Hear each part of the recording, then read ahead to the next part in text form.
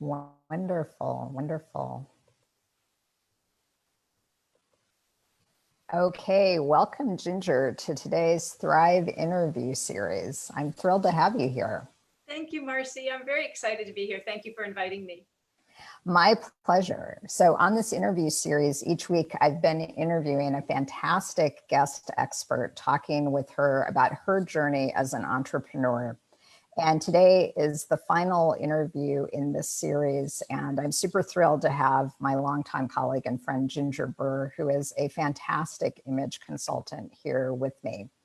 And Ginger has been an image consultant and an entrepreneur for years. We met in a mastermind group, actually. And Ginger, we're going to definitely get deeper into the work that you do. And actually, maybe let's start there with the work you do, and then I'll take us back to one of the pivotal events that's really etched in my memory from that mastermind group. So I'd love for you to share a little bit about how you became an image consultant. That's such an interesting career choice. And it's not something that, your parents would have been like, honey, I think you'd be great at this. So I'd love for you to share more how you got into this at all.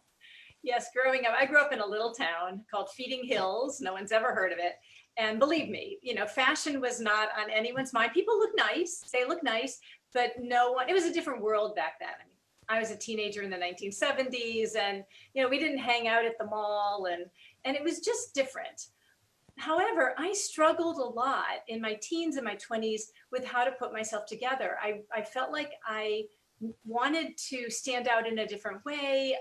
I felt like I would put things on and they would just sort of hang on me and not look like they did on a friend who managed to rock the look. And I just thought, what is wrong with me? And when something did work, I didn't know what I had done to make it work. So I was a music major in college, so nothing at all related to fashion, but I always had an interest. I just didn't know how to find, first of all, image consulting wasn't even really a word in a way back then, or a term or a career. And so I didn't even know to look for it. But one day I had met this woman, and this woman was offering a 3-day workshop. I was just about to turn 30, and she was offering this 3-day workshop that she called Fashion, Color, and Image. And I thought, oh, that sounds like right up my alley. And I went to it, and I swear, I was in it for an hour, and I'm like, this is it. This is so exciting. I mean, she was gorgeous and glamorous and so put together and so nice. And I learned from her for a long time. I managed to get her to be my mentor, and she trained me, and I picked everything up very quickly. And what I realized from that was I could not possibly be the only woman who was struggling with how to put myself together and just had these sort of hit or miss experiences. And so I decided, with this woman's guidance and help and training, to go ahead and hop right into the image consulting industry, and never looked back. I've been doing that now for over 30 years. And I love what I do every day. And there's still as much, if not more, of a need for this kind of support, particularly as we get older, because the fashion industry likes to ignore us, than there was back then. So I'm very lucky to get to do what I do with amazing women. So let's talk about who you work with, because, I can remember back in the day, I think we share some of the same back in the days.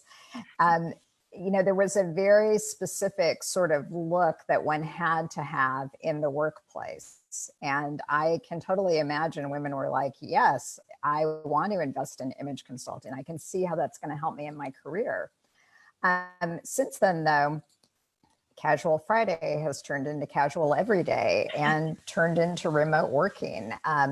And so even, pre-pandemic, I'm confident over the years, you've seen a shift in who you help and how you help them. So I'd love for you to share a little bit about the way you work with women now.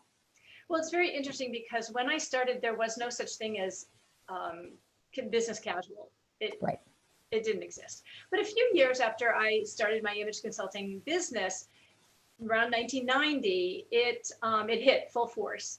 And I remember doing workshops, and I remember how angry women used to get when I would say, okay, you still cannot wear to work what you wear to clean your garage. I mean, I didn't say it quite like that, but they thought, okay, I can just pull out all my Saturday afternoon stuff and wear it. And they were so upset by the fact that it still meant that they needed to have a work wardrobe. It was just a more casualized version.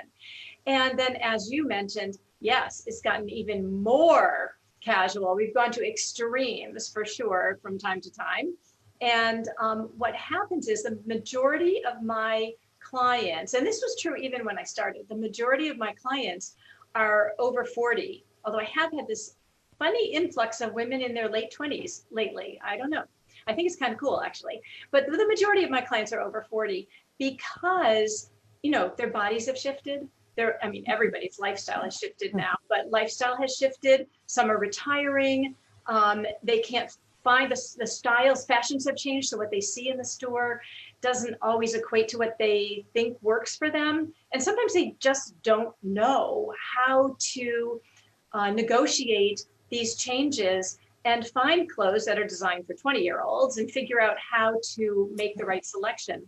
So I work with a population of women who are feeling ignored and neglected, and they've had changes that they don't know how to work with. And so I go in and help to make it all make sense and streamline it all and just get their life feeling easier and more joyful and when they get dressed every morning. Yeah, yeah. So let's talk briefly about sort of life since the pandemic. And, you know, I think whether, regardless of whether there's a pandemic or not, there are some work at home entrepreneurs who find nothing finer than being able to stay in yoga pants all day long.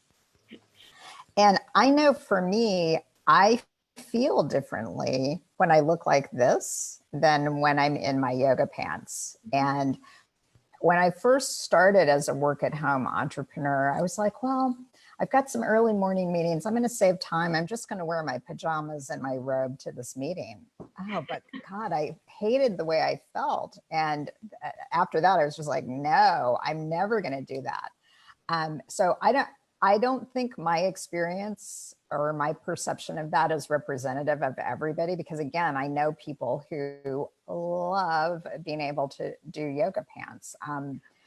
But what are you seeing during the pandemic that people are doing? How do they want to feel, and how do their clothes influence them? Well, there's a wide variety, as you can imagine. But I remember when sheltering in place first hit and everybody was going on Zoom, I had one of my clients email me and say, oh my goodness, I just had to do my very first Zoom meeting. And she said, I could see myself. She said, it was horrible. She said, I look gray, I looked old, I looked blah. I mean, just all these words. She was just beside herself. Like, what do I do? I said, take a breath, take a breath. We will figure this all out for you. And so one of the first things that I did when all of this hit was I hopped on and did a seminar on how to look good on Zoom, because what people didn't realize who weren't familiar with Zoom was that, yes, you can see yourself. So she was so distracted by the fact that she hated the way she looked. Sure, everybody else was judging her, which they probably weren't, but she was, that she couldn't even focus on the meeting she was there for. Yeah. So we got everything straightened out for her. I have a whole variety of clients. I have clients who say exactly what you're just saying. Nope, spending my whole time in my pajamas. Now, they may not be on Zoom either. They might just be like being at home. You know, I'm in my yoga pants or my pajamas. Pajamas were a big thing in the beginning. And I have other clients who are like, you know what? I'm going to use this time to get my wardrobe in shape so that when I am going out more, or just so that I can feel good on a day-to-day basis, kind of like what you were saying, Marcy, so that I don't have to think so hard about it. That's what happens with a lot of women, is that part of the reason that pajamas and yoga pants and workout clothes are so appealing is that when they look at the rest of their wardrobe, they're like, oh, it's a jungle in there. I don't even know how to make sense of that. I can't deal with it. Yoga pants, pajamas, easy. So, it depends on where they're coming from, and it depends on, as you probably know, some people are busier than ever right now, maybe obviously virtually more than in person a lot of times. And some people, their business has completely died out. So it really depends on where someone is, and also just how much they want to, how much they're distracted, like my client, about how they look when they see themselves on the screen. Yeah. So one of the things that has been for me so transformational about knowing you and receiving your work is this amazing workshop that you did with me and a group of women entrepreneurs, where you helped us find our beauty words. Mm-hmm. And I want to preface this a bit by saying, as I shared in a Facebook post, I have worked with multiple image consultants and received their wisdom. So I'm familiar with my best colors, my best shapes, my kind of style. So I felt really good already going into your workshop. I wasn't feeling like, oh, something's missing. I'm not sure, what my look is exactly. But I was just dumbfounded by the depth of the words that came out from this workshop. And is it okay if I share just a teeny bit of how the workshop went? Kind of this. So you gave us a list of like 250 adjectives and made us pick 10. That was so hard. And then you made us pick what, like 3 or 4? 4.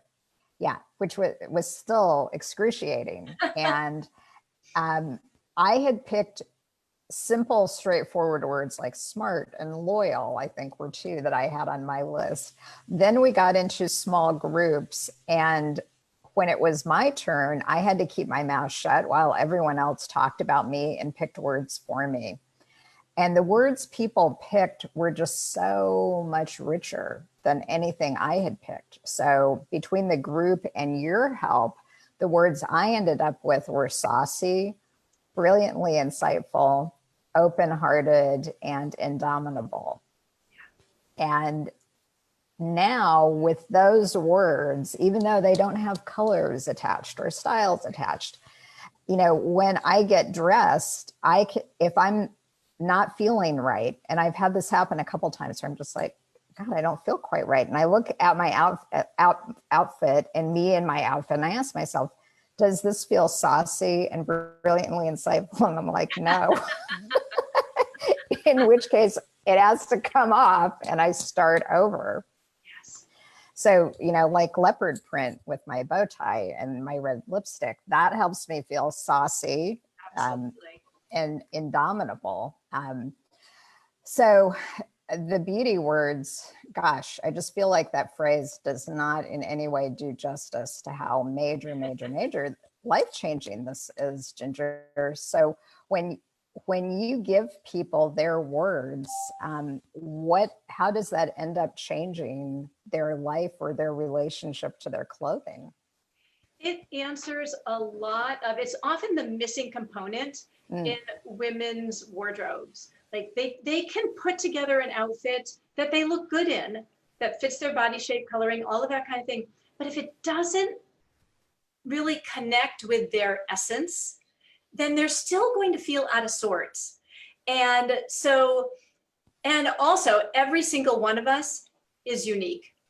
So I have done inner beauty consultation with hundreds and hundreds and hundreds of women. No 2 women have ever had exactly, and I have all the words, have ever had the same exact inner beauty words. That just speaks to how special each one of us is. But for instance, I can just tell you even from my own experience, because if I don't follow all the things I teach my clients, I make mistakes myself. So when I go to a store or online, doesn't matter, and I see something that intrigues me, if the first words out of my mouth are, oh, that's so fun, I put it back.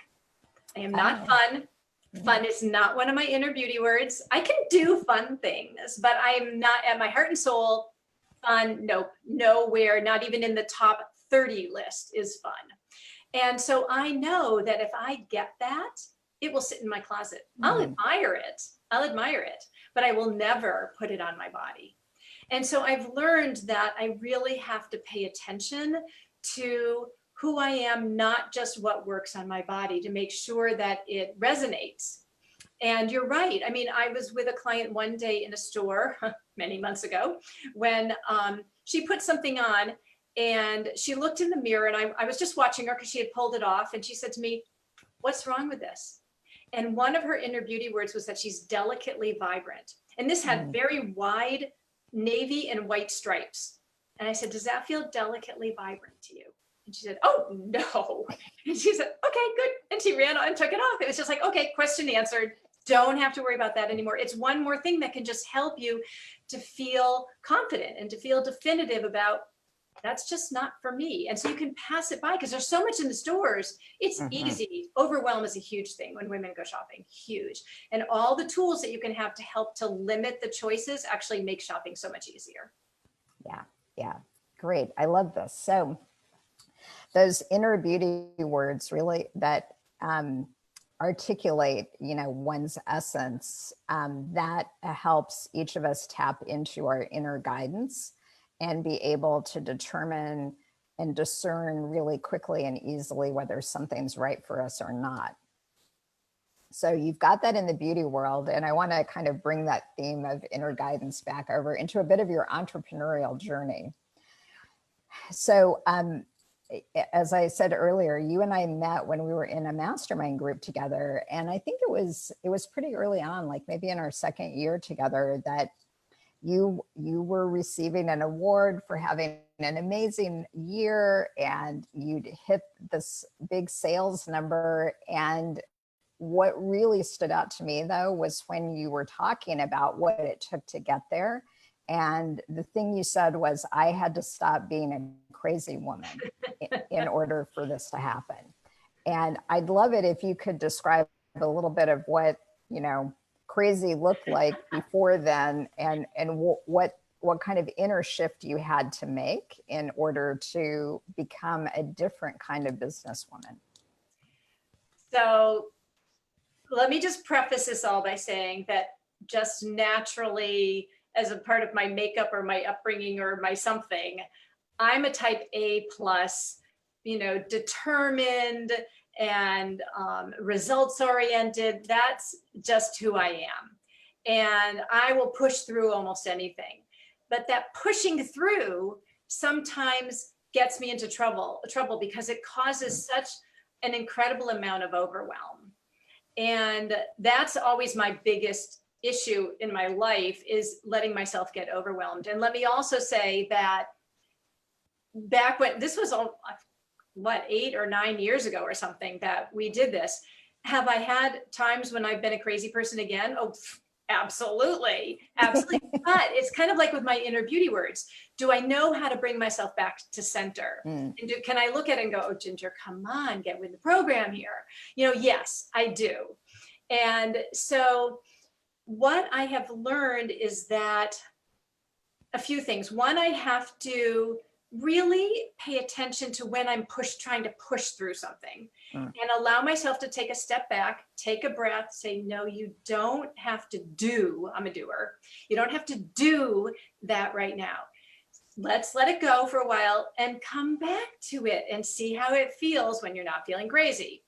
And I also have to have really good self-care, because it's easy for me to, like I said, push. And so it's easy for me then maybe not to get enough sleep, or to eat on the run, or, all of these things that for me, I have to have the time to prepare my day and that kind of thing, and which may or may not be like anybody else prepares their day, but I know what I need in order to be able to step into the day and not be totally crazy. Yeah, yeah. So it was a lot around your relationship with time. And I hear you on the doing versus being. And I think, another one of your qualities that might contribute to the overwhelm piece is you're super detail oriented. Yeah, I'm a Virgo. Me too. I know. So you get it. Yeah. And it's hard to let go of the details. And it's really irritating when other people are not attentive to the details. Oh my, It's really interesting because I joined this program last year that has really been kind of life-changing for me. And there was, there's this whole assessment thing that you do. Mm. And one of my personal drivers is that I create order. And I used to think of it as I'm neurotic, I'm a crazy person. Oh, I gotta, just get all this stuff down. Now I'm like, okay, this is a way that I actually relax, is to take the dishes. Oh, I love your kitty. Take the dishes out of the dish drainer and put them away. To fold the laundry in 5, 10 minutes, whatever it is. Those things actually, I realized they bring me pleasure. They calm me. Yeah. They're not, something that has to be done. They feed my soul, which sounds weird, but they really do. Yes, this is reminding me that when I was young, my grandparents would keep a giant jar of coins. So all their loose change would go out of my grandfather's pocket into this jar at the end of the day. And then when I would visit once or twice a year, I loved nothing more than emptying that jar, sorting all the coins, packing them in their little coin wrappers and taking them to the bank. Yes. That is incredibly relaxing, just to sort and collect and organize things. So yes, I think I'm right there with you, Ginger.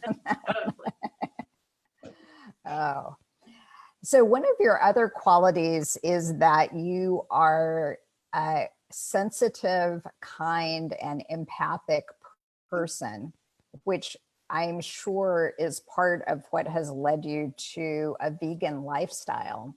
And I'd love if you just talk a little bit about sort of what that decision and transition was like, because I know for me, just going gluten-free, that was time consuming, and I had to educate myself, and it took months, and part of me wanted it. And another part was but can't I eat just one cookie? So major transitions are not an event oh, I just did that. No. So I'd love it if you could share a little bit about sort of the initial phase and what that was like for you. Well, my initial phase actually began over 40 years ago, because I just decided that I could not eat red meat anymore. Mm-hmm. I stopped eating red meat for many, 25 years. I didn't even know, I don't know how I didn't, but I didn't even know about veganism. Okay. And I didn't eat things like veal. And then all of a sudden I started doing a little bit more research into where my food came from. And I discovered that eating dairy contributed directly to the veal industry. And I was beyond horrified. I mean, totally horrified that this could be true. And so, being the crazy person that I am, I stopped eating dairy that day. That was just it. This was 15 years ago. So there weren't as many alternatives then, but I just decided I could not, in my heart and my soul, I could not eat it. I would find something else to eat. And so then I kind of did it backwards. I made that decision and then I did the research. And I had a moment because it also affected what I was wearing. And I had a moment, I remember it was August and we were going on vacation. And I said to myself, okay, if you can be vegan for the next 5 days while we're on vacation, then you can do it anytime. But while I was doing that, because I was only thinking about the food at the moment, and while I was doing that, I thought, oh my goodness, it's also going to affect what I wear. And I'm not going to wear anything that comes from an animal. And I had a moment of panic. And this is something that I use in every part of my life now. Then I thought, okay, Ginger, you can kind of have a fit and go down that rabbit hole of, oh, this is terrible. And what am I going to do? And there's no good answer here. And then I thought, let's just make it an adventure. And so I decided going vegan and making the decisions and finding my way was going to be an adventure, so that it would have more of a joyful feeling to it than one of deprivation and any of that. And so I've never felt that deprivation. I always found a way around whatever it was, because this is an adventure. Let's find a way around whatever that problem was. So yeah, it was life-changing for me, actually, on many levels. And so how do you educate your clients, or do you? I mean, one of the things that I find really easy about you is you're really about the education. You're not about like shaming people or blaming people or telling them what they must do. And I think that would be easy to do, but ultimately doesn't advance your cause particularly. So I'm just curious, because I imagine sometimes your clients are open to it, sometimes they're not. So how do you kind of discern or figure out how to bring it up, if at all, with your clients? I actually don't directly bring it up unless they do, or they ask me what I'm wearing, or, you know, any of that kind of thing. I do have clients who are vegan, and I have some who are not even close. And then I have some who are kind of in the middle. But what I do is, well, first of all, in my book that I wrote, well, actually, I wrote it when you and I were in the mastermind. That's So You. There's a small section in there about vegan fashion. So it's a way to they can skip that chapter if they don't want to read it. But for instance, when I am doing, like right now, I'm teaching an online class. And so I show examples of some of the concepts I'm talking about. Any example that I use in that class, in any of my blog posts, any of that, they're always vegan friendly, always. And so that way, what I want to be able to show women is that if you want to go vegan, or you want to stop wearing or using leather or whatever it is, see, there are lots of really magnificent options out there. So, and I have huge lists of places. I mean, there's so many. In the 15 years I've been vegan, there are so many options out there. So many. It's actually pretty easy to do now. Yeah. And I can testify that in looking at Ginger's wardrobe, I've seen you in New York City with what I thought were Uggs, but they weren't, you know. So there's nothing about your wardrobe that, I mean, because when I think of like vegan clothing, you know, sort of the stereotype is, well, it might be made of plastic or something, you know, but that's far from what you've done, for sure. Well, also veganism, right, and particularly right now, is going hand in hand with the sustainability, fair trade, you know, ethical movement that's happening in the fashion industry, which is long overdue. And so there are many, many, many more brands that are coming up, and there's much more transparency happening with a lot of existing brands or new brands that are coming up about where things are made, how they're made. And there's like pineapple leaf leather out there that's extraordinarily beautiful and durable and all of that. So there are a lot of options. Great. And so do you have resources on your website for that, just out of curiosity? I have some on my website. I probably need to update that a little bit more than I don't think I've updated the website itself. My private clients get a special resource guide that I have that offers all of that. But I probably should update that part of my website. Thank you. Okay. There's a great. section about vegan fashion on there, but I don't have as many resources, updated resources. So people can definitely find a lot of information on your website. And can you tell us the link? And I'll post it in the comment section after our interview too. Yes, my website is totalimageconsultants.com. Okay, great. And if people are interested in learning more about your work, what's the best way to get in touch with you? Is it through your website or email or some other way? My website is fine, or ginger@totalimageconsultants.com will get to me. They can even text me. All of that is on my website, so it's easy for people to reach out to me. I'm happy to connect. Good, wonderful. Well, there's so much more we could have gone into about inner guidance and more, but we'll have to pause here time-wise. So Ginger, thank you so much for being here today and for sharing so much about your journey and the work you do with women. I'm such a fan of and believer in your work, and I just appreciate everything that you're accomplishing. Thank you so much, Marcy. And you know, I am a huge fan of yours as well. So I so appreciate being here.